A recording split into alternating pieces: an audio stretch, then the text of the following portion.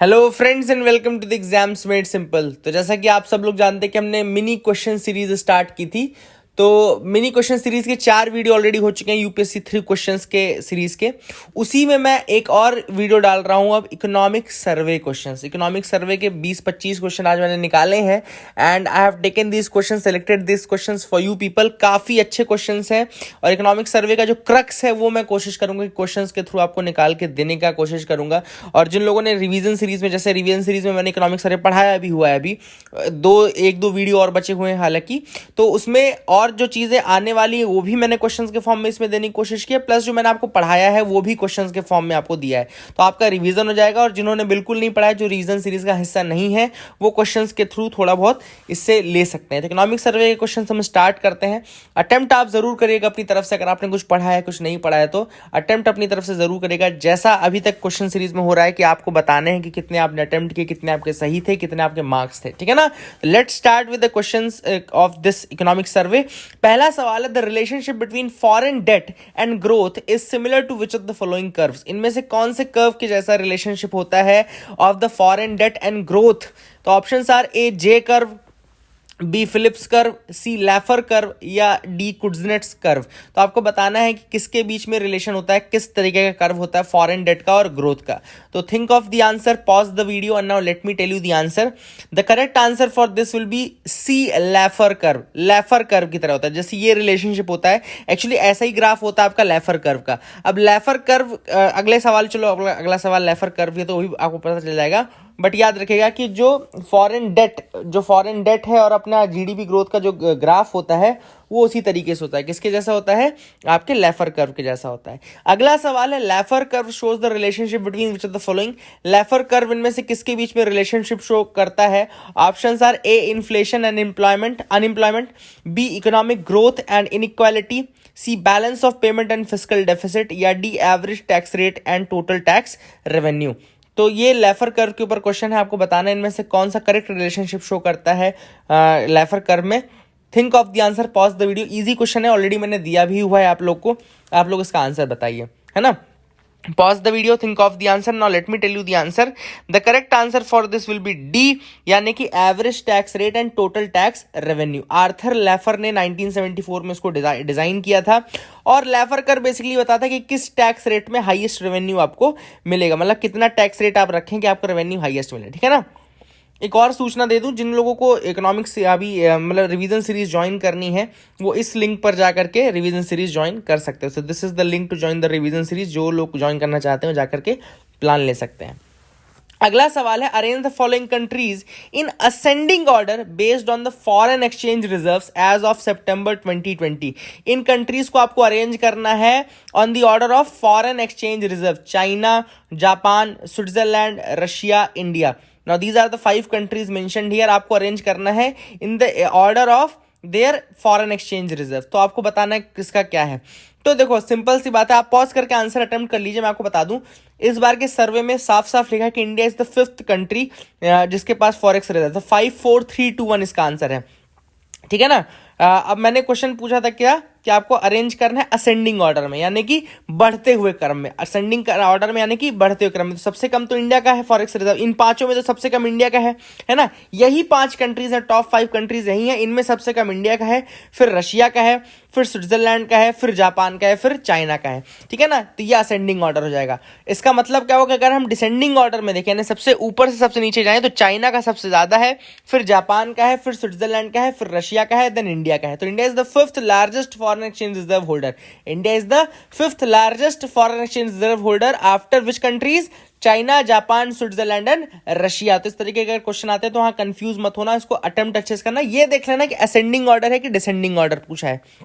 Ascending पूछता है मतलब कि बढ़ते हुए क्रम में, तो आपको इंडिया से शुरू करना पड़ेगा, और डिसेंडिंग पूछता है तो आपको घटते हुए क्रम में यानी कि चाइना से स्टार्ट करना पड़ेगा। अगला सवाल है, consider the following statements with respect to unmet need for family planning. Unmet need for family planning के रिगार्डिंग स्टेटमेंट्स दिए हैं।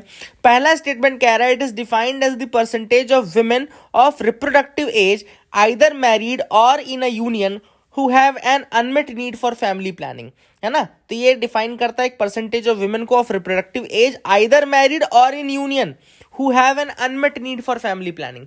दूसरा स्टेटमेंट कह रहा है the concept of unmet need points to the gap between women's reproductive intentions and their contraceptive behavior.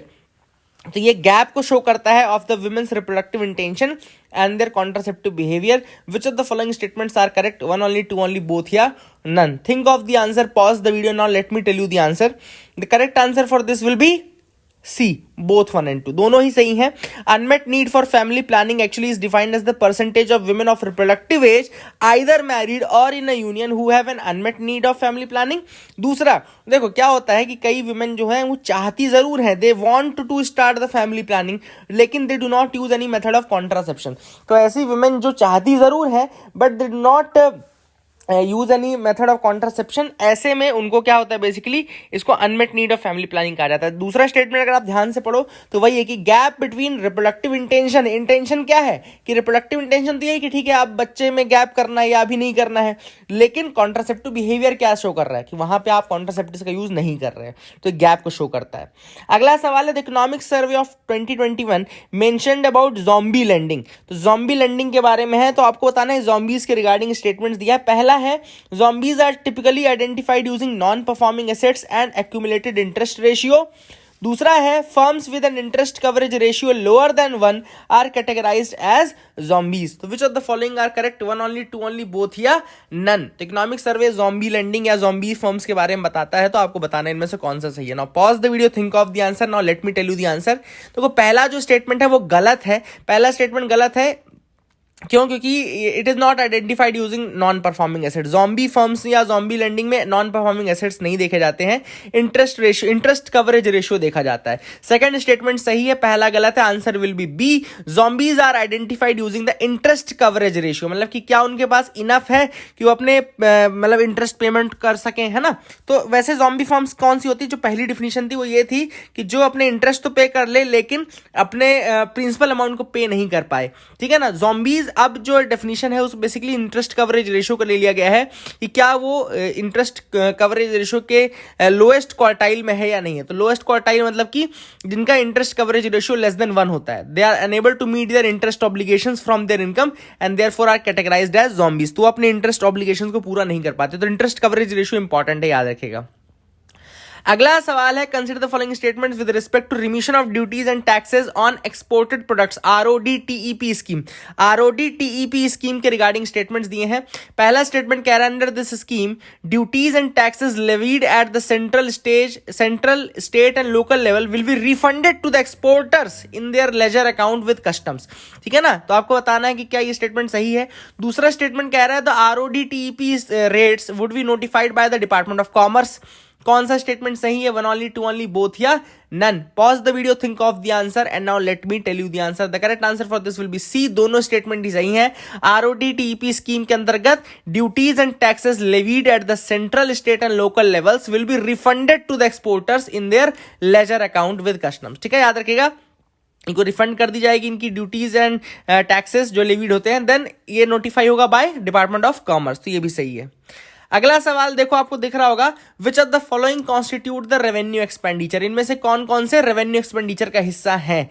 Pensions, major subsidies, interest payments, granting aids to states duties, defence revenue expenditure. इनमें से कौन कौन से part हैं of the revenue expenditure? Options are all except 5, all except 1 and 2, all except 4 and 5 या all of the above. ठीक है ना. तो which of the following form part of the revenue expenditure आपको बताना है. Pause the video, think of the answer.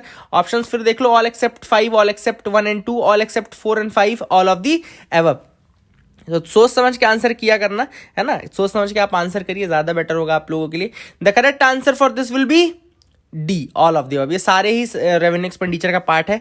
Actually में revenue expenditure is that part of the government expenditure that does not result in creation of assets. ऐसा expenditure जो कि कोई creation of asset में योगदान ना करे, वो रेवेन्यू एक्सपेंडिचर कहलाता है. ठीक है ना, याद रखिएगा. ऑपरेशनल नीड्स के लिए, मतलब कि जो भी खर्चा होता है. अगला है with respect to trade specialisation coefficient. Trade specialisation coefficient के रिगार्डिंग स्टेटमेंट्स दिए हैं. आपको बताना है कौन सा स्टेटमेंट सही है. पहला स्टेटमेंट कह रहा है trade specialisation coefficient. It is an indicator of how much each industry is specialised in exports. कितना एक इंडस्ट्री एक्सपोर्ट्स में स्पेशलाइज्ड है ये देखता है, पहला स्टेटमेंट कह रहा है। दूसरा स्टेटमेंट कह रहा है the value of TSC lies between -1 and 1, तो ये बोल रहा है कि जो इसकी वैल्यूज है वो -1 से 1 के बीच में होती है। And higher TSC value denotes stronger export competitiveness of the country. तो आपको बताना है आप कौन सा स्टेटमेंट सही है, क्या इसकी वैल्यू -1 से 1 के बीच में लाई करती है या नहीं करती है, सोच समझ के आप बताइए अगर आपको पता है तो। Pause the video, think of the answer. Now let me tell you the answer. The correct answer for this will be C. Both are correct. पहला है इंडिकेटर है of how much each industry is specialized in exports, बिल्कुल सही है। तो trade specialisation coefficient क्या देखता है कि एक इंडस्ट्री कितनी स्पेशलाइज्ड है इन एक्सपोर्ट्स। और दूसरा स्टेटमेंट भी बिल्कुल सही है, ये -1 से 1 के बीच में इसकी वैल्यू लाई करती है, जहां हायर टीएससी जो वैल्यू है यानी कि ट्रेड स्पेशलाइजेशन कोफिशिएंट की वैल्यू अगर ज्यादा है तो इसका मतलब स्ट्रॉन्गर एक्सपोर्ट कॉम्पिटिटिवनेस है कंट्री का, ठीक है ना। अगला आपको सवाल दिख रहा होगा, आपको स्टेटमेंट्स दिए हैं इंडियन फार्मास्यूटिकल इंडस्ट्री के regarding, that is it is the third largest in the world in terms of volume behind China and Italy. दूसरा स्टेटमेंट ये आपको दिख रहा है एंड तीसरा स्टेटमेंट भी आपको दिख रहा है। तो pause the video, think of the answer, पढ़ो अच्छे से। और ऑप्शंस इसके हैं 3 only, 1 and 2 only, 2 and 3 only या 1, 2 and 3 ओनली। तो आपको बताना इनमें से कौन कौन से स्टेटमेंट सही हैं। Think of the answer, pause the video, अच्छे से आप अटेम्प्ट करिए। Now let me tell you the answer. The correct answer for this will be, इसका आंसर है डी, 1, 2 and 3, तीनों ही स्टेटमेंट सही हैं। D will be the answer for that. अगला सवाल है वर्ल्ड माइग्रेशन रिपोर्ट्स के रिगार्डिंग कौन सा स्टेटमेंट सही है। तो ऑलरेडी मैंने क्वेश्चन आपसे क्विज में पूछा हुआ है, मतलब द हिंदू में पूछा हुआ है कि वर्ल्ड माइग्रेशन रिपोर्ट के अकॉर्डिंग कौन सा स्टेटमेंट सही है। पहला स्टेटमेंट कह रहा है India has the largest number of migrant living abroad, क्या इंडिया में लार्जेस्ट नंबर ऑफ माइग्रेंट्स है लिविंग अब्रॉड। दूसरा स्टेटमेंट कह रहा है India rank second in the recipient of remittances during 2019। तो आपको बताना है कौन सा स्टेटमेंट सही है, 1 ओनली, 2 ओनली, बोथ या none. Pause the video, think of the answer. Now let me tell you the answer. Answer है इसका ए, 1 ओनली, यानी कि India has the largest number of migrants living abroad, बिल्कुल सही है। और रेमिटेंस के मामले में इंडिया फर्स्ट है ना कि सेकंड है, ठीक है ना, फर्स्ट है इंडिया, ठीक। अगला है consider the following statement with respect to honouring the honest platform. तो ऑनरिंग द ऑनेस्ट प्लेटफॉर्म लिखा हुआ है, आपको बताना इनमें से कौन सा स्टेटमेंट सही है, 1 ओनली, 2 ओनली, बोथ या none. Pause the video, think of the answer. Honouring the honest platform, आपको ऑप्शंस दिख रहे होंगे, स्टेटमेंट दिख रहे होंगे, प्लीज अटेम्प्ट करिए इस क्वेश्चन को, आप बताइए क्या सही है। Now let me tell you the answer for this. इसका आंसर देखो क्या है, पहला स्टेटमेंट बिल्कुल गलत है, पहला स्टेटमेंट गलत है, दूसरा भी गलत है। ऑनरिंग द ऑनर प्लेटफॉर्म जो है एक्चुअली में ये for the transparent taxation launch किया गया है, ये ट्रांसपेरेंट टैक्सेशन के लिए लॉन्च किया गया है। और इसके अंतर्गत फेसलेस असेसमेंट, फेसलेस अपील और टैक्स पेयर चार्टर, ये 3 चीजें आई हैं, ठीक है ना। तो ये एक्चुअली में ये टैक्सेशन सिस्टम से संबंधित है, ना कि हेल्थ केयर सेक्टर से। इसका आंसर होगा D, none of the above. अगला सवाल है consider the following statements with respect to national faceless assessment centre. तो NFAC, national faceless assessment centre के रिगार्डिंग स्टेटमेंट्स दिए हैं। पहला स्टेटमेंट कह रहा है it aims to eliminate face to face contact through automated random allocation of case across income tax teams. दूसरा statement कह रहा है it will be headed by principal chief commissioner of income tax. कौन सा statement सही है, 1 only, 2 only, both या none. Pause the video, think of the answer. Now let me tell you the answer. The correct answer for this will be C, इसका answer होगा सी, दोनों ही सही हैं। नेशनल फेसलेस असेसमेंट सेंटर या इसको national e assessment centre बोलते हैं। It's a single point contact for tax payer as well as for all units conducting assessment. तो टैक्स पेयर और असेसमेंट यूनिट्स के लिए सिंगल प्लेटफॉर्म है, located in Delhi, headed by principal chief commissioner of income tax, ठीक है ना, ये भी याद रखेगा। एंड ये इंपॉर्टेंट चीज थी। अगला देखो बहुत अच्छा सवाल है कि इकोनॉमिक सर्वे 2 शॉक्स के बारे में बताता है। बिकॉज ऑफ कोविड-19 there are 2 shocks which survey mentions. आपको बताना है कि ट्विन इकोनॉमिक शॉक्स कौन से हैं जो सर्वे बताता है बिकॉज ऑफ द कोविड-19। First is the inflation shock, second is the employment shock, third is the demography shock, fourth is the gross value added shock. Options are 1 and 2, 2 and 3, 2 and 4 or 3 and 4. Which of the following shocks are referred to in this chapter, economic survey का। तो pause the video, think of the answer. Now let me tell you the answer. The correct answer for this will be, इसका सही answer है सी, 2 and 4, यानी कि employment shock and gross value added shock. तो employment shock and gross value added shock ही mentioned है। अगला सवाल है consider the following statements with respect to consolidated sinking fund. Very very good question. Consolidated sinking fund के regarding statements दिए हैं। ये 3 स्टेटमेंट्स आपके सामने स्क्रीन पे दिख रहे होंगे। आपको बताना है कौन सा स्टेटमेंट सही है regarding the consolidated sinking fund. Options are 1 and 2, 1 and 3, 2 and 3 या 1 and 1, 2, 3 ऑल। डी इसका है 1 2 3, ठीक है ना। तो आपको बताना है कौन सा सही है। डी है 1 2 3, ये भी याद रखना है, डी 1 2 3 है। It will be consolidated sinking fund के रिगार्डिंग स्टेटमेंट्स दिए हैं, तो आप देख लीजिए स्टेटमेंट्स कौन कौन से हैं। Let me tell you the statements one by one. अब मैं आपको आंसर बता देता हूं। पहला स्टेटमेंट देखो लिखा है, it will be maintained by state government with the reserve bank of India as a buffer for repayment of their liabilities. बिल्कुल सही स्टेटमेंट है। कंसोलिडेटेड सिंकिंग फंड जो है ये स्टेट गवर्नमेंट मेंटेन करेगी with the reserve bank of India as a buffer for repayment of their liabilities. अपनी liabilities के लिए बफर बना करके वो कंसोलिडेटेड सिंकिंग फंड रखेंगी। दूसरा स्टेटमेंट बिल्कुल गलत है। क्यों गलत है? क्योंकि बना तो ये 1999 और 2000 में ही था, लेकिन ये डिपार्टमेंट ऑफ इकोनॉमिक अफेयर्स ने नहीं बल्कि आरबीआई ने बनाया था, इसलिए दूसरा स्टेटमेंट गलत हो जाता है। तीसरा स्टेटमेंट फिर से सही है। ये एडमिनिस्टर होता है by the central account section of RBI Nagpur. तो इसका आंसर होगा क्या? बी 1 और 3 इसका करेक्ट आंसर हो गया। 1 और 3 इसका करेक्ट आंसर हो गया। तो आप देख सकते हैं। अगला सवाल बहुत प्यारा सवाल है। Modigliani Miller theorem is related to. Modigliani Miller theorem इनमें से किससे रिलेटेड है? Options are firm value and capital structure, B formula for determination of poverty, C formula to determine the bare necessities index, या D none of the above. तो Modigliani Miller theorem इनमें से किससे related है आपको बताना है। Pause the video, think of the answer, now let me tell you the answer. तो इसका आंसर करेक्ट है ए। मोदी-गिलियानी मिलर थ्योरम जो है वो company capital structure is not a factor in its value, मतलब कि कंपनी की वैल्यू उसके कैपिटल स्ट्रक्चर पर डिपेंड नहीं करती है, ये बोलती है मोदी-गिलियानी थ्योरम। मोदी-गिलियानी मिलर थ्योरम क्या बोलती है कि कंपनी की जो वैल्यू है, यानी कि कंपनी की जो वैल्यू है, मार्केट वैल्यू है, वो आप उसके कैपिटल स्ट्रक्चर से डिटरमाइन नहीं कर सकते कि कितना इसने डेट लिया है, कितना डेट नहीं लिया, उसको उस पर डिपेंडेंट नहीं रहेगा। इसका आंसर होगा ए। अगला सवाल है, विच स्टेटमेंट्स आर करेक्ट रिगार्डिंग आईआरजीडी। आईआरजीडी के रिगार्डिंग कौन सा स्टेटमेंट सही है? तो आईआरजीडी जो है उसका स्टेटमेंट 1 कह रहा है कि it is the difference between the real or nominal interest rate charged on the government debt and real or nominal growth rates. मतलब कि क्या ये डिफरेंस होता है of the interest rate charged on a government debt and growth rate. दूसरा statement कह रहा है A negative IRGD creates an enabling environment for debt sustainability। मतलब कि अगर IRGD निगेटिव है तो आपकी डेट सस्टेनेबल रहेगी। क्या ये स्टेटमेंट सही है? तो which of the following statements are correct? 1 only, 2 only, both या none? Pause the video, think of the answer, now let me tell you the answer for this. इसका करेक्ट आंसर होगा C, यानी both are correct इसका answer होगा। बहुत easy सवाल था, ये भी अच्छा सवाल था। अगर आपने सर्वे का थोड़ा सा भी पढ़ा है तो IRGD डायरेक्टली दिया हुआ है ना। इंटरेस्ट रेट और ग्रोथ रेट का बेसिकली डिफरेंशियल होता है ये IRGD, इसीलिए बोलते हैं इसको interest rate growth rate differential बोलते हैं। तो IRGD बेसिकली डिफरेंस होता है interest rate charge on the government debt, government के ऊपर डेट के लिए जितना चार्ज कर इंटरेस्ट उसका माइनस उसकी ग्रोथ रेट का, और निगेटिव होना चाहिए ये। अगर निगेटिव है तो सस्टेनेबिलिटी रहेगी, अगर ये पॉजिटिव होगा तो सस्टेनेबल नहीं रहेगा डेट आपका। अगला सवाल है, what is counter cyclical policy mean? Counter cyclical policy का मतलब क्या होता है? Options are increase the government spending and reduce taxes during the economic expansion. दूसरा है reduce spending and increase the taxes during a recession. तीसरा, in a recession और slow down the government increases the expenditure and reduces taxes, या D है none of the above. तो आपको बताना है काउंटर साइक्लिकल पॉलिसी में से कौन सी ऑप्शंस आपने देख लिया है। Pause the video, think of the answer, now let me tell you the answer.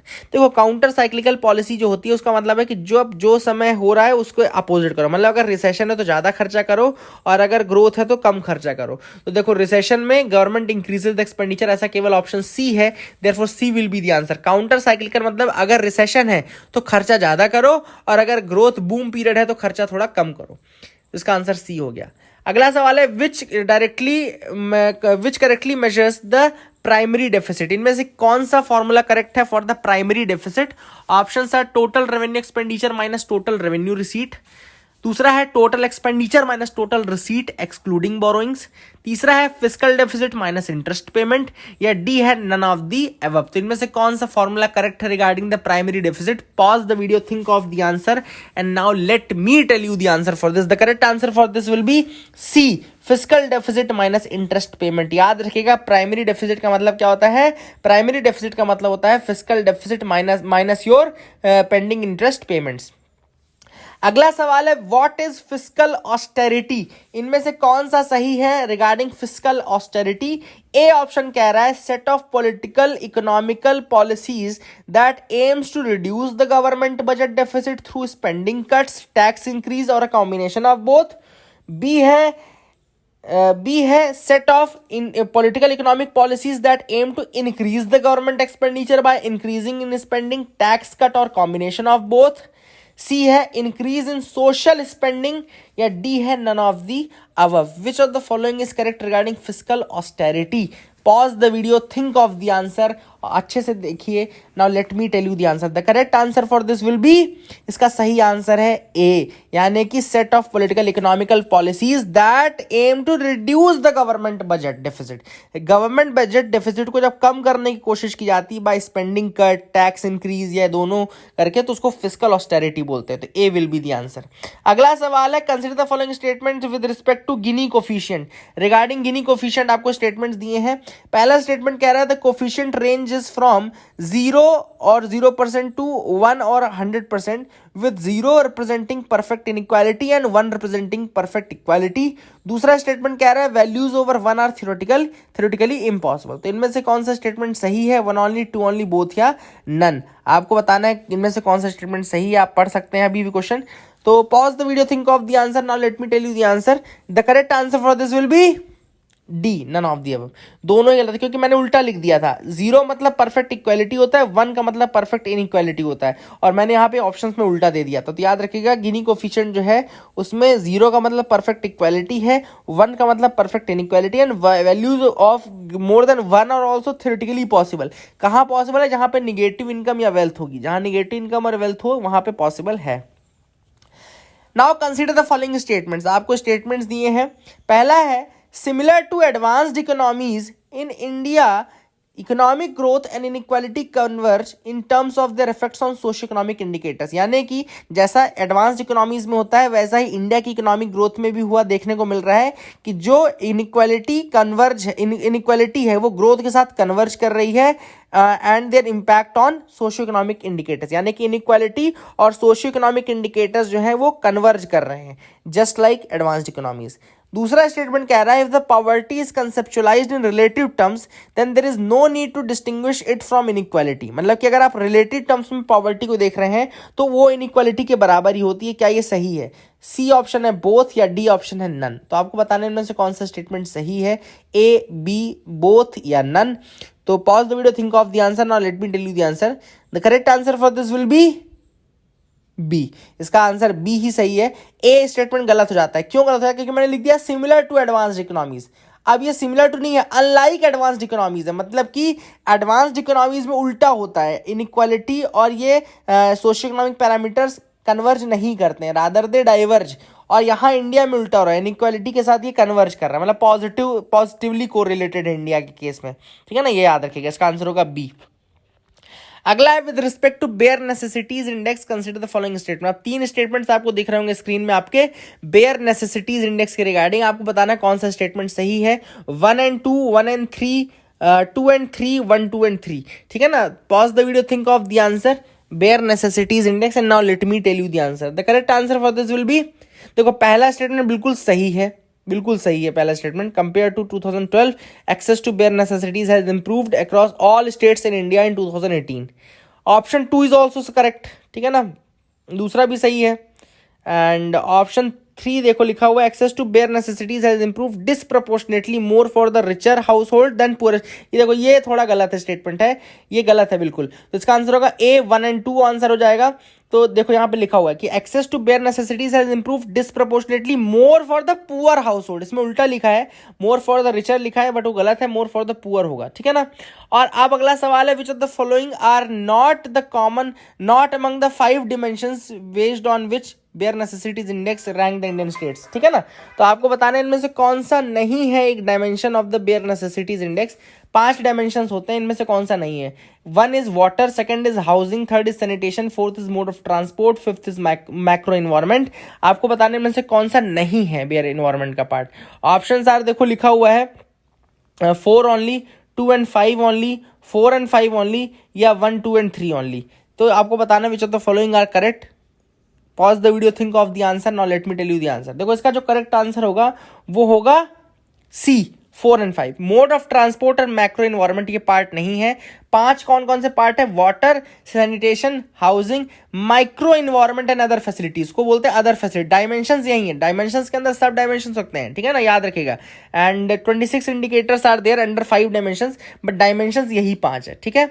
अब एक एक्स्ट्रा चीज मैं आपको बता रहा हूं, इसमें मैंने क्वेश्चन नहीं बनाया, बट याद रखिएगा इस पे क्वेश्चन आ सकता है। ग्लोबल इनोवेशन इंडेक्स के 7 जो अलग अलग पिलर्स हैं, तो 7 पिलर्स कौन कौन से? इंस्टीट्यूशंस, दूसरा human capital and research, third is infrastructure, fourth is market sophistication, fifth is business sophistication, sixth is knowledge and technology output, seventh is creative output, ठीक है। तो ये 7 याद रखेगा पिलर, इनमें से क्वेश्चन जरूर आएगा, कौन सा पिलर है कौन सा नहीं, ऐसा क्वेश्चन आएगा। तो that is it for the day friends. I hope you liked our video. Please do like and subscribe, keep loving us, keep sharing us. Thank you and have a nice day.